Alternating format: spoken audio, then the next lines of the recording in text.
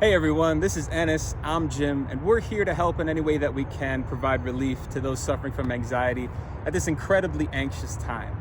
So what we're going to do today is talk about the number one cause of panic attacks and anxiety, which is the feedback loop.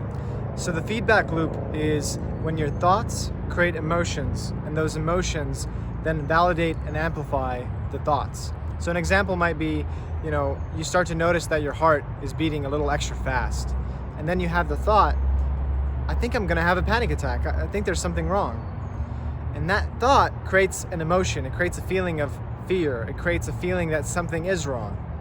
And that feeling then validates the thought, well, now there is something wrong. Oh, now I know I'm having a panic attack. And the whole thing just kind of amplifies on itself, creating a vicious circle or a downward spiral.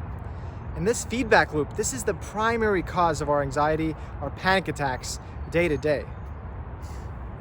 Now, as two people who formerly suffered from high anxiety and panic attacks, we know what the feedback loop is like.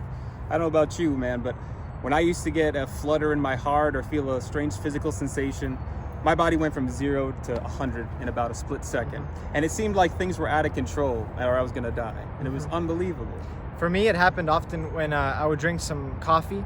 If I had a little bit too much coffee to drink, I started to feel a little disoriented, and I thought, uh-oh, this is it. And as soon as I had that thought of, uh-oh, this is it, it started to kick in. It started to feel like something really is about to happen, even though those thoughts were creating the emotions from the beginning. Another example was I would work out at the gym, get my heart rate up. Anytime I would get my heart rate up to about 140, 150, I started to feel a little lightheaded. And that was another trigger for me of like, uh-oh, something's about to happen. And that feeling or that thought of about to happen created a sense that something was wrong and that something was hurting me. So it created this very real feedback loop of thoughts, emotions, until it was a full-blown panic attack. Now, there were many different ways that I learned how to overcome or break this feedback loop.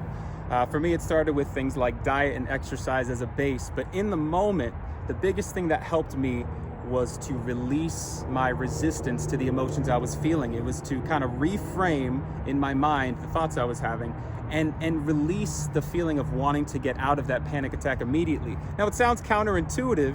Of course, nobody wants to be in a panic attack, but part of exacerbating and intensifying that feedback loop is saying, oh my God, I want out of this, get me out of this is never gonna end. And so for me, when I stayed very present with it, when I kind of observed more than tried to control, it started to help de-intensify or unintensify that feedback loop.